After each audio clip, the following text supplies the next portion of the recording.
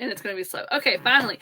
Hey, y'all. I'm Jennifer Purcell with Spark Plus Fiction, and we are here to talk with Pepper Basham about not only her recent release, Positively Penelope, but we're going to take a minute towards the end to talk about her story in our upcoming issue, Love on Any Level, that releases this Friday. And we're super excited about that. But first, Pepper, this is like my favorite question to ask authors. What inspired Positively Penelope? Isn't it? That's such a funny question. I've had that asked lately, and it's always a hard one to answer because whenever you write your first book, for people who write, you understand this. It's not all, you don't always write it to plan a sequel. And so sometimes the inspiration comes from the fact that they say, "Hey, we'll sign 2 books if you want." You're like, "Okay, then let me think of another one." But I think as I was halfway through Izzy, I started realizing that especially the characters Penelope and Luke, they had really loud voices in the story of Izzy, and it was their voices kept growing to create their own stories, and I just fell in love with them. I mean, I didn't realize I was really nervous about writing Penelope's book because she comes across as kind of sometimes immature and young and fairy tale-ish and all these sorts of things. So when I was writing her book, I was like, okay, I've got to show who she really is. She can still be happy and joyful and fairy tale-ish and sometimes silly and be so aware that she's those things that people are going to not always take her seriously. It would be great to kind of celebrate the heroine that's usually the sidekick. The joyful, happy character is usually the sidekick, and let's make her the heroine. And so that was really fun to get to do and celebrate that type of personality. Yeah, I love that. And I haven't got to read the book yet, but just the quotes that you or other readers will share sometimes about Penelope have just been so fun. Yeah, she's funny. She's so, sometimes I'll read her stuff and I'm like, you're really funny. Luke is funnier in my opinion, but she's got her own set of humor there. So, of the three between Izzy, Penelope, and Luke, who do you think you would be best friends with in real life? Oh, oh, oh. um, I think because I'm already an upbeat person, me and Penelope might be too much for each other. So I might be a better friend with either Luke or Izzy. I mean, I could get along with Penelope, but I think Penelope's personality fits well with people where she can serve them, and she's going to grow. She's going to have a better relationship with people where she feels like she can give them something and help brighten them. And I think with both of us trying to be friends with each other and be bright together, we might, blind people. And so I don't know. I think I need more of that subdued personality to be a friend with me, I guess. I think that's why it's so fun watching you and Jamie Jo Wright interact on social media, because she writes these like very suspenseful novels with like these like murders, and you have all these nice little kissing books, and so seeing y'all go back and forth on social media, I think that's what makes that so much fun. Oh goodness, and I love it when she gets it when she has time, because she's really busy right now too with her writing world and personal world. And when we get chances to make those videos, it is such a blast because our humor, we both are really sarcastic, except mine's more like sunshine sarcasm and hers more like dark storm sarcasm. And so, but it's both sarcasm, right? So it fits really well, and it's a lot of fun. I'm gonna steal that sunshine sarcasm. I like that term. That is a good one. So, what was your favorite part about writing Positively Penelope? Okay, so a little bit of personal stuff in with that answer, because I think this is really a great way to show how God gets involved even behind the scenes when we're writing stories. So a lot of people know that my dad passed away the week Izzy came out in November, and he passed away very unexpectedly. He was fine, went to sleep, went to heaven. And so I was in edits with Penelope during that time. And one of the most beautiful things was reading back words of joy and comfort to myself, because they were in the last stage of edits, reading those back and reminding myself of what I knew before he died. is still the same thing that's true on the other side of his passing. And so that was just something that was really cool that God just did in his sweet way. But actually writing the joy, the positiveness, it was just such a fun thing to do. You know already, Jennifer, that I love writing romantic scenes. So anytime I answer a question like this, you automatically know the romantic scenes were probably within my top 2 favorite ever things to write in the whole book. But also bringing about that joy is something we choose, and that even when we're grieving, we have this beautiful promise from our Savior that that's not the end of the story. And there's that comfort mixed into that grief and joy that mixes together, that helps us be able to live life and keep going. And so I think that I know it's kind of a roundabout answer, but both of those things, getting to write it and then being reminded of it, was just a really beautiful thing to me in the process of writing this story. Yeah, I have to agree with you there. Sometimes God can really surprise you, because I know that one time I was at the ACFW conference that year that it was virtual, and Tara Johnson was talking about your characters and how they all have wounds. And she said, if you pay really close attention, you have wounds that you're working through too. And she says, and sometimes you'll work through them through your characters. And then I realized one of the reasons why I connected so much with my heroine in the novel that I was working on is because we had this one event that was so similar in our backstories that it made me connect with her even so much more. And I was like, that just makes so much sense. And I didn't do that on purpose, but writing her story helped me to work through my story. And it's amazing how it does that. Yes, it is. And I didn't even plan to need it, right? I didn't know I was going to need to read those words back to myself in however many months after I wrote it, but God knew. And so isn't it such a sweet reminder that his fingerprints are all over our lives, even on rough drafts, that we can go back and see that he's very much involved. So it's really wonderful. Yeah, I had to throw up Alyssa's comment here, because where she says that fiction is able to speak truths into our lives when we most need it, because even though it's called fiction and it's technically not real, there's still little bits of real stuff into there.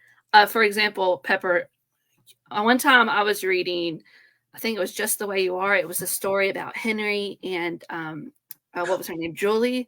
Yeah, And when you look at me, the second book, you're right. Yes, that one. And she's gone to the grocery store. She's just had a baby, and she looks down and she's realizing she's in her pajamas, and she starts like crying. And it was so funny because my sister had just had a baby, and I had witnessed one of those like new mom meltdowns. And I was like, oh, this is just so real right now. Yes, it's real. But you're right. I mean, I think we don't. So let's use an example. It's not one of my books. Two of the most powerful scenes I've ever read in fiction have had a lasting impact on me spiritually. When I read The Lion, the Witch, and the Wardrobe for the first time, and we get Edmund's redemption in that story, it is one of the most beautiful examples of redemption. And I love how it's portrayed, and it's a children's story, but it's still so well done, and it gets to the heart of our own desire to be our own little gods and do what we want, right? And how Christ even dies for that, our little snotty selves, right? And then when I read Redeeming Love by Francine Rivers the first time, that final scene in that book, I was weeping when I was reading the final scene, because the only thing in my head was that, oh, Jesus, you love me like that? You love me like that? And so I don't think we should ever underestimate the power fiction can have to speak in. God can use anything, right? He used donkeys and whales in the Bible. So, I mean, really, can he use fiction? For sure. And so, especially when it comes from people who love him, who are trying to write for his glory, how much more he's going to do that, right? And it's really encouraging for us as writers to know that he would be willing to use us that way. It's pretty amazing. Yeah, I agree. So now, one thing I wanted to ask you, a lot of authors have been going towards the epistolary format, and we did an issue earlier this year, and it's hard. So I have to ask, why, like, what made you decide that this needed to be epistolary? Because I know there was probably a reason. No. So I don't read epistolary. I mean, I've read it before, but it's not something I choose to read very often. I loved the Guernsey Literary Potato Peel Society. Loved it. I loved Catherine Ray's book, Dear Mr. Knightley. Loved it, right? But I don't read epistolary regularly, but for some reason, when I started thinking about Izzy, it came to me in emails. And I was like, oh, okay, well, let me see how far this goes. And it just kept going. And what was really funny is I have this small group of like 3 people who I'll send things to as I write them. And they kind of give me feedback if it's, or they'll just laugh. If they just laugh, then I'm okay. I just need that kind of encouragement, right? But since they were coming to me in snippets, I would send them the snippets, and they said, "This is fantastic. What a great way to develop this relationship between these 4 siblings / cousins." And so it just kept going that way. I never intended to write epistolary. And in fact, I had to learn what the word was after I had started doing it, because I didn't know that's what I was really doing. And so that's how unplanned that was. And so that I know that it's really becoming popular, and a lot of people really enjoy the style. For me, I think with my books, it's been a hit or miss on people who really like it or don't like it, the formatting. And that's something I've had to learn.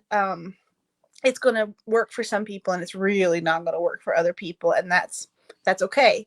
That's just the way the book is. And so, but each one gets a little less epistolary each time. So Izzy's is the most epistolary, Penelope's next. And Luke, if I was trying to write his epistolary, it would be 2 chapters because he doesn't like email or texting. So it would be like a 2-chapter book, and there we go. So his mostly is narrative. So, well, going back to what we were talking about before, I think the people who need it are going to find it, and they're going to like it, and they're going to get something out of it. So, either way, it's going to reach the right people. Right. So, do you storyboard your characters and your setting and all that? I loved this question because I don't use Pinterest a lot, and I should, because it's a great medium for sharing what I see and what I use for research, and I just forget because there's so many other things going on. But I do usually just storyboard on my computer. Some people storyboard, with an actual board, and I don't have space for that right now. But I have pages on my computer where I'm like, okay, this is this character, and this is Skamar. I did a whole lot of pictures from the Faroe Islands and Scotland, and would describe things from both of those places, because Skamar is kind of like a mixture of those 2 real countries. And so I have pictures, all kinds of pictures. I would watch YouTube videos about Scotland. What a hardship, right? And about the Faroe Islands, and to get that combination and get the feel of what you might hear in certain places when you're walking there or see. So for the setting, since it's an imaginary place, I got to have a lot of fun with what things I wanted to pick from and take and then put into my world. And characters, I know not everybody's an AI person, but I really, for my own personal benefit, enjoy seeing what AI would create when I put in descriptions of my characters, because I kind of know what I want them to look like, but I can't draw at all. Okay, this is like not even, my stick figures are suspect. And so it's been neat to watch those. I don't use them for any kind of funds or anything, because I have 3 artists in my house, and it's very important for me to support artists and what they do. It's a hard work and beautiful talent, but I also like it because I can use it to visualize the characters. And I'll be sharing some of those on social media, because they've been fun to create and go, oh my gosh, that's my head right there. That's him. And so very fun, very fun. I want to say that I saw one recently that you did of, it was one of your male characters, and you're like, yeah, I think it's Matt. I think it's Matt Gray from Penelope. I think it was. And like, even I was like, I saw that picture, and I was like, I've got to go read that book. I think that shows how visual we can be without even realizing how visual we are. Because sometimes I read the descriptions and I have a hard time like putting that picture together in my own Mhm. head. Because I'm like you, I don't have much of an artistic ability. So even someone's trying to describe what I'm seeing is very difficult. So that was a lot of fun to actually get to see it before there's a Mhm. cover. Because sometimes that's what I base my characters on is who's on the cover. Yeah. And with illustrated characters, it's a little less of that, right? So all of the Izzy, Penelope, Luke books are all illustrated. So you're like, well, that's not going to give me a real life picture of them. And so in my head, it's been so much fun because I'm a very visual writer. Mm-hmm. And there are some people who are not visual writers, and that's just fine. God makes all kinds, but I'm a very visual writer. And so I love having pictures, and I'll try to get I'll try to get different expressions, and I'll try to get different clothes they're wearing, because that just helps me go, oh, okay, this is what they would look like if they were doing this, and that sort of thing. So yeah, very visual. I love that though. All right. Now, I know that Positively Penelope can technically be read as a standalone, but can readers expect any nods towards some characters from Authentically Izzy? Oh goodness, yes. So it it would be great to read them back to back, Izzy first and Penelope. And again, though, there are people who've been reading Penelope as a standalone and they're not having any trouble. But Izzy is back in the book. Brody is in Penelope. You get Josephine in Penelope. So you're getting the family still in Penelope, plus the addition of Brody, who, everybody falls in love with in Authentically Izzy, and his sweater vests. And um, so you do get those characters, and you kind of get to see where Izzy is after the end of Izzy, and when you move into Penelope. And then the same thing's going to be true for Luke. Those same characters plus a few additional ones in the next one. I always find that so much fun. And like you, especially, you write the families really well. And I don't know, maybe that's just because you're Southern and like in the South, it's like very family oriented.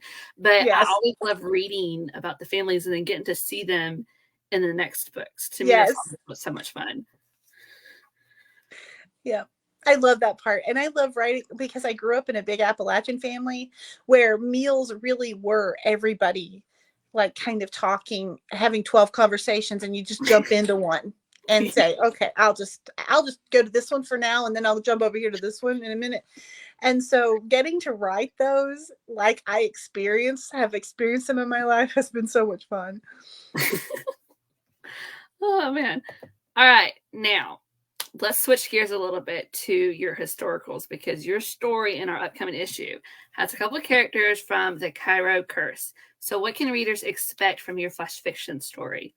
Oh yeah, so one of readers' favorite characters from the Mistletoe Countess and the Cairo Curse has been Elliot, the valet.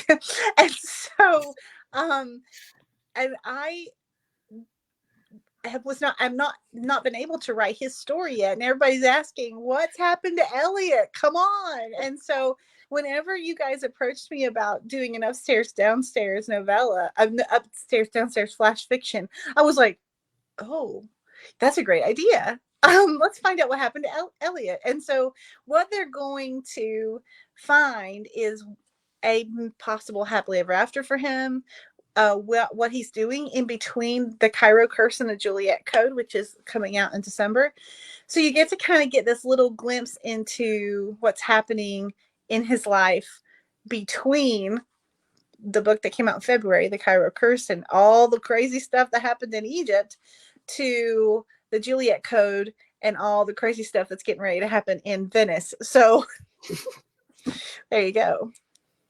So, you mentioned the Juliet Code. So, what can we look forward to in that book? Is there anything that you can tease us with? Yeah, I think. So the Juliet Code is, let me just tell you this, Jennifer, that's been so hard. I didn't realize it would be so hard. Writing the same characters as hero and heroine over 3 books has been a challenge, because I think I'm so used to, you meet them, they get to fall in love, in the end go to the side character for book 2, you meet them, they get to fall in love, repeat, right?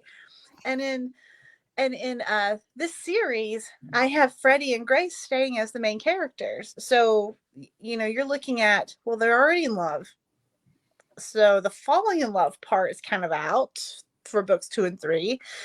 And there's mostly a more adventure kind of focus. And there's side characters who come in and have their romance. I mean, Freddie and Grace are still doing their romantic stuff because, they're newlyweds and they love each other.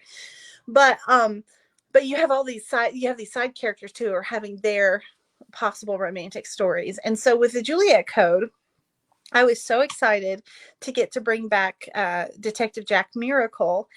For those of you who don't know who Jack Miracle is or have a memory of him, he's in book 1 and he's only mentioned in book 1. You never get to see him, but he's also mentioned in another one of my books. In Jane by the Book, Titus talks about his great grandfather, who was Jack Miracle, the detective. And so I wondered who this Jack Miracle was that popped up in Titus's story. So whenever I started writing The Mistletoe Countess, I thought, oh, he would be at the same time here. Let's see if I can sneak him in for people that have their little Easter egg and see if they remember. So then whenever Barbara asked me to do book 3, I was like, oh, we're going to get to meet Jack Miracle now. And so it was so much fun. That's the teaser, I think, is that Jack is brought into book 3 of the Cairo Curse. You really get to know him better. You get some points of view from him. And you also, I'm going to give this teaser, which was one of my favorite scenes to write. Freddie teaches Grace how to cane fight. And so that was way fun to research and to write. And then I had one of my kids walk into me. I have a cane that is a sword inside. And I had one of my kids walk in and I was trying some of the moves. I was watching this video and I was trying some of the moves from the video. And, my kids are so used to this by now. They just kind of walk in and stand there and look at you for a minute and go, okay. And then walk on, but that was really fun. Oh I did knock over a few things, but I fixed them. Oh man, I am so excited for this now. I hope it will be good. Like I said before, it has been a challenge to learn how to still make the characters grow when they're the same characters. And that's new for me. Some people have written long series with the same main characters and that's worked for them. I'm still learning how that works. So but it has been fun to be with Freddie and Grace because they're just delightful and you don't know what Grace is going to do really ever. And neither does Freddie. And so it's fun to watch that happen. Well, I'm just excited that there are Easter eggs. I love when I find Easter eggs because one of the first full-length novels of yours I read was Laurel's Dream. And then I'm sitting there reading that book we were talking about earlier with Henry in it, and he's working on the soundtrack for a movie, and then all of a sudden he mentions this name, and I'm like, why does that name sound familiar? And then he mentions Laurel, and I was like, right. And I was like so excited. I was like, they connect. that was really fun to get to do, by the way. And that is Laurel's Dream is based on family history, so it was really neat to know that I've connected them from the past to the present in that kind of way, like I discovered them. So it was very fun. Well, that brings me to Alyssa's question. What does your writing process look like? Do you have a specific way that you outline your books? Because I don't know, are these Easter eggs always on purpose, or do you sometimes find yourself kind of like you do with Jack Miracle, where you're like, he would technically be in this time period? Yes. I think yes to all. So the writing process for me, I would probably be leaning more toward Pantster than Plotter. For sure, leaning more toward Pantster than Plotter. Pantster than Plotter. But I really am more of that middle ground. I know what's going to happen, so it's more of like a planster. And so I have a general guideline, but it's very flexible. So if I meet a new character that I hadn't planned on, but of course they walk into the story and you're like, okay, so what are we going to do with you and why you're here? Why are you here? I have that flexibility. I also write out of sequence. People have asked me this question and it's a weird answer, but this is just the way my brain works. Okay. I will oftentimes write a chapter or two and then jump far ahead into a romantic scene, like the first kissing scene or the first almost kiss. I'll jump like chapters ahead because for me, when I see what these two people are like, because I write romance books, so the main focus of the book is the romance. When I see what these two characters are like together like that in that moment, it helps me then backtrack and go, okay, we're working up to that moment. Then we'll work up to the next moment, right? So so process wise, I'll have this flexible outline, and then I usually know what my ending is going to be. I usually know a few plot points along the way. I love the 3 act structure. As far as a loose structuring for my stories, I really think of that in, okay, what happens first as the inciting incident, and then, I think that way. That helps me structure it, but it's not a hard and fast thing. Again, I do a lot of flexibility within that. As far as the Easter eggs, there are times whenever I'm like, oh, we're going to be in this part of the world with these characters. I should make a character do this. That would remind us of Mitchell's Crossroads, right? So in Penelope's story and in Luke's stories, we had a nod to Ma Mitchell from Mitchell's Crossroads series. And so you're going to get Ransom in there, which is the town where the Mitchells live. And so there's that little nod, and I thought, oh, well, that will be cool because they live really close to Ransom. Why don't I mention it? And a lot of the readers will be like, oh, I know who that is. And so that was really fun. In Luke's story coming up, I have a secondary character whose last name is McCarrow, which is Scottish.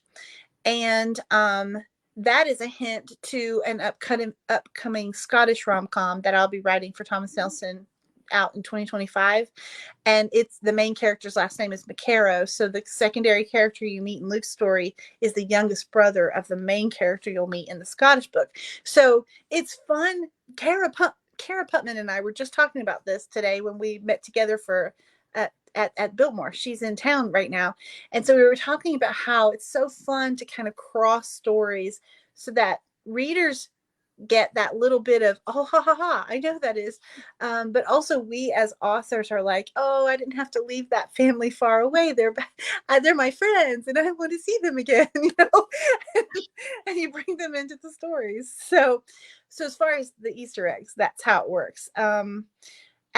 Specifically I outline, I don't know if there's a specific way.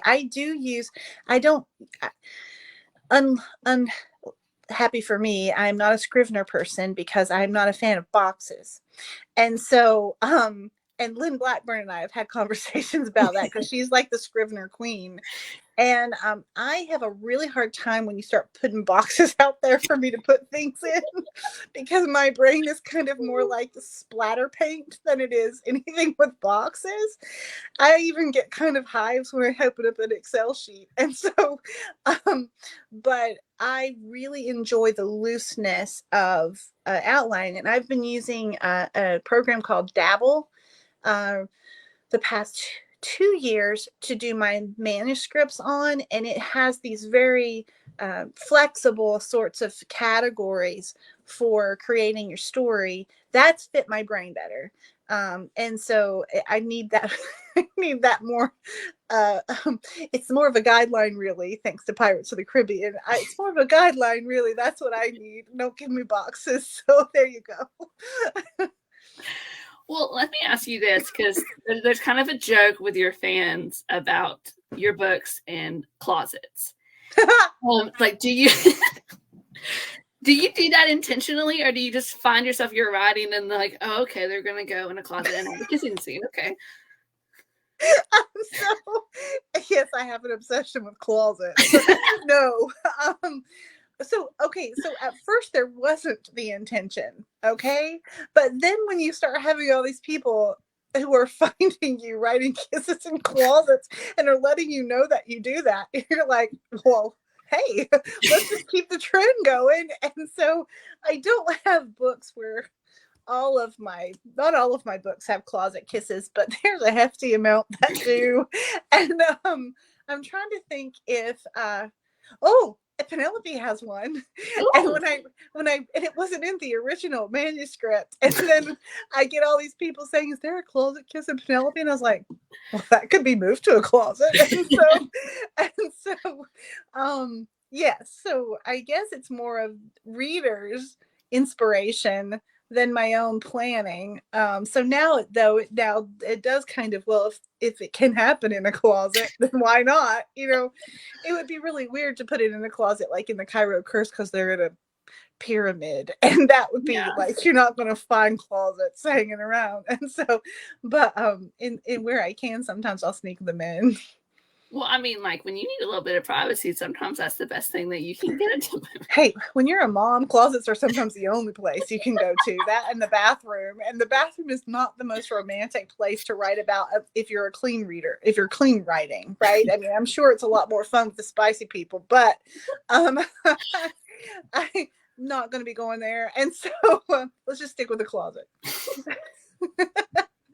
Well, we asked Bethany Turner this one time, and I'm going to throw this question at you. Okay. And see what you say. What do you think is the key to writing a really good kissing scene?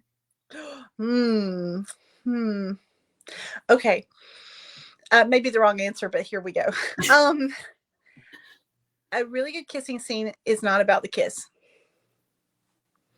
That's what I think a good kissing scene is. I think if you just wrote two people with pressing their mouths against each other and moaning, that's gross. Right? But it is. I mean, think about it. Like, okay, great. Turn the page. But what happens is what's going on to get up to that point, and then how that point is kind of like the exclamation mark of what's been happening behind the scenes up to that point. So for me, how my characters are responding to this intimate closeness that wasn't there before, and the newness of that, and why they would be drawn to create such an intimate moment, right? That's more important to make the kissing scene beautiful and impressionable and memorable than it is to just describe a kiss. I mean, not that kisses, I'm all about kisses, but I think what's happening inside of our characters is being expressed physically, and the big part is what's happening inside. So I don't know if that's the right answer, but I think that's what I find to be important when writing a kissing scene. Well, I thought it was really funny when you said it can't just be two people like putting their mouths together, because I recently read an Emma St. Clair book called "Falling in Love with Your Enemy," and the hero is writing a book, and the heroine is reading it for him, and she's like, "This kissing scene is wooden," and he's like, "What do you mean?" So she decides to show him how like the kissing scene isn't really about the kiss, and it was like, to me, that was like one of the best kissing scenes ever. It was like at least 3 pages long, and like only Go, fits like yes. 2 sentences out of like the whole 3 pages, and it was so good. And I'm like over there like mentally taking notes. I'm like, okay, so I need to start doing this. But I have to say, it was good. So, Alyssa, this is a really good question, and I'm glad that Alyssa brought this up. So, what is it like writing contemporary romance while also writing historical? Is it difficult to switch between the two? So I think I don't know if this is going to make sense. I think you guys will get this because a lot of you are writing and big time writers, big time readers, so you'll get this. I think my voice is the same regardless of which genre I write, but how I approach each genre is different. So when I go into historical, you're usually getting more of my descriptions, and you're getting more of that subdued sort of humor, not so much the overt. Well, I don't know, Grace is overt, so that's not true. But you're getting more of the descriptions, so that brings out more of the historical side. The fashion or the conversations and the way the conversations are happening is different than when you're doing a rom-com in contemporary time, where you're going to have the way people talk is different. So for me, it's not been necessarily difficult because they're different people and different stories. And I think my brain, despite the fact that I dislike boxes, that I think my brain separates out that, and I know, okay, they're going to be more like this and these are going to be more like this. So when I'm writing them, and lots of times I'll switch back and forth in the middle of writing historical and contemporary, it just works that way. Like, so when writing Hope Between the Pages, which is a dual timeline, um, it didn't it didn't feel difficult to switch, even though their tone is similar. You're still writing two different genres because one's contemporary, one's historical, and so that was. I think that my voice stays the same, even though it modifies a bit for each genre. If that makes any sense. I mean, it doesn't, because it almost sounds like what you're saying is it's so focused more on the characters and the way the characters would act and the characters would think and what the characters actually do.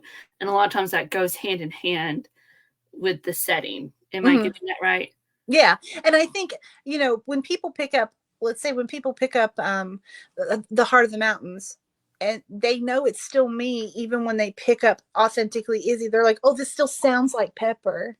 When they read them, but they're both very different stories. And so I think that's so cool about how, as an author, our hearts can still come out of these stories, even though they're two very different genres. So, and I think I see that difference too a little bit. Well, not necessarily difference, but even in your historical, sometimes you have to do it a little bit differently, because like Freddie and Grace, even though there's mystery, there's also a lot of humor. But I remember when I read The Red Ribbon, that was a little different ball game, but it was still very much you, but you had to treat it a little bit differently because of the subject matter. Yes, and the genre, right? Because it's true crime, and not something I'll probably dip my pen back into for a while, because boy, that was stressful. I mean, I was like constantly messaging Lynn Blackburn, going, I need a chiropractor to see me when I finish this book, because I've been tense for like 6 months writing it. And so she would laugh, because she's like, yeah, after I finish one, I need to do that too. And I was like, I don't like it at all. I mean, I like the story, and I liked being able to challenge myself that way.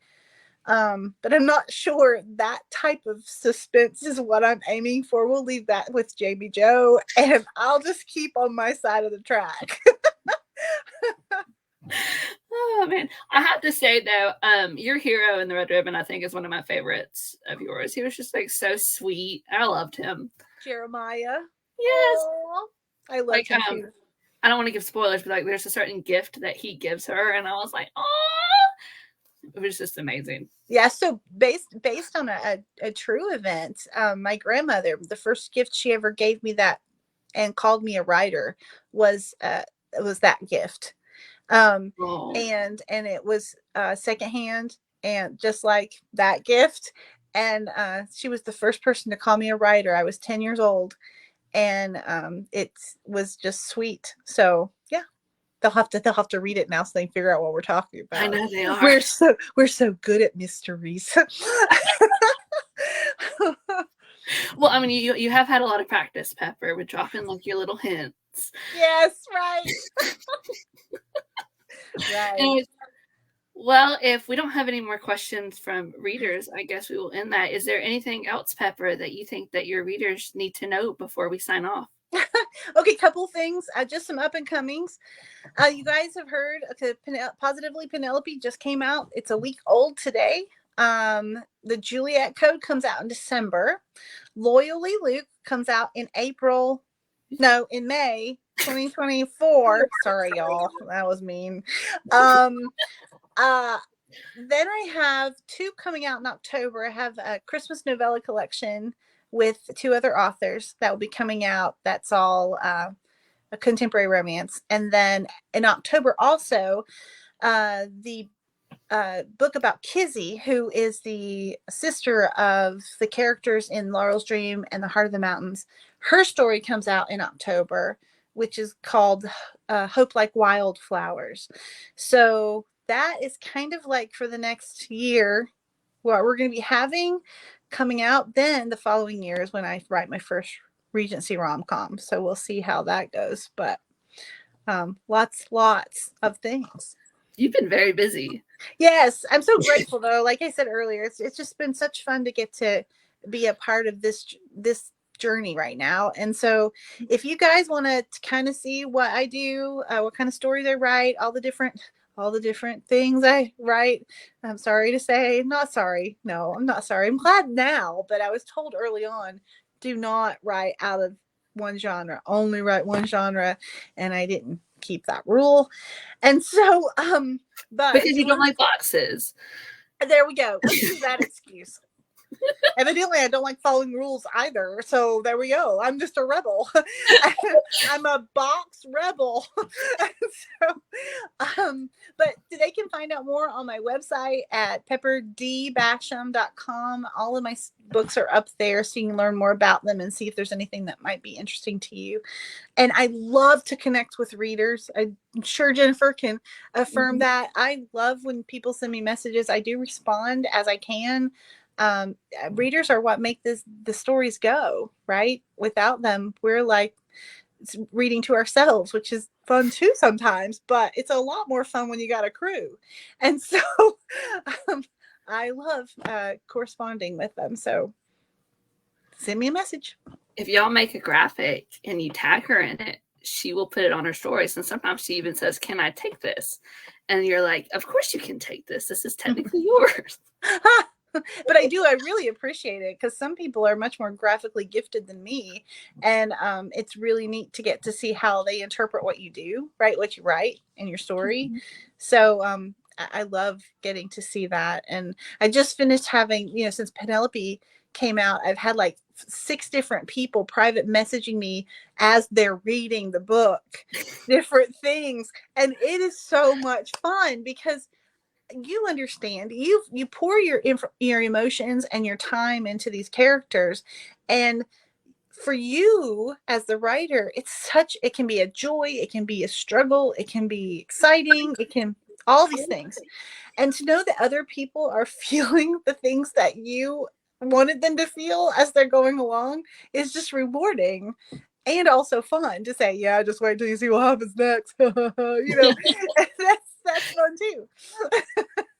It's almost like when you recommend a book to someone and they're reading it and they're like texting you and you're like, "Oh yeah," and like you like have all this info in your head. It's almost like that, like times 10. I feel like.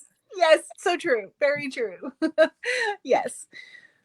Well, it's been great talking to you, Pepper. You were always so much fun. So thank you for joining us tonight. Thanks for having me, Jennifer, and thanks for anybody who followed along. It was really great to get to have some conversations back and forth. Yeah, y'all, like she said, y'all can always catch her on Instagram or Facebook, or you can follow her newsletter and go to her website. She has a huge backlist. So if you've never read a Pepper Basham book before, just go. My first one was Jane by the Book. So I'm going to say that you should go read that one, because that one was so much fun. And you'll get to find out who the Jack Miracle character is that she That's right. And Titus is just adorable. I mean, Titus is like my favorite character who has clear ADHD. I loved writing him. My favorite scene with him was when he looks at her and is like, "If we're going to be friends, I need you to stop wearing those shirts." And they're like having that discussion about what they're actually called. And he's like, "Anyways, I just need you to stop wearing those shirts." Yes. One of my favorite scenes with him is whenever he falls, she wakes him up and he goes to be suave and put his arm against the door and he falls, and then she hugs him and he's like, "Wait, do I stink?" He's so real. I mean, he was so, writing him was such fun because he was so real. And yes, so now everybody has to go find out about Titus, because we've been, singing his praises, and corgis.